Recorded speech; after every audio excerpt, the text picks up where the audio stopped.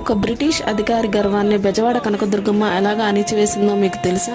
1935లో Vijayawada 1 town police స్టేషన్లో ఒక British అధికారి సిఐగా ఉండేవాడు.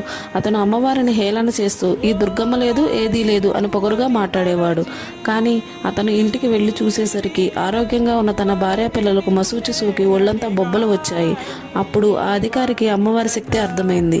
వెంటనే ఇంద్రకీలాద్రికి వెళ్ళి తన భార్య బిడ్డలను కాపాడితే ఉత్సవం జరిపిస్తానని మొక్కుకున్నాడు.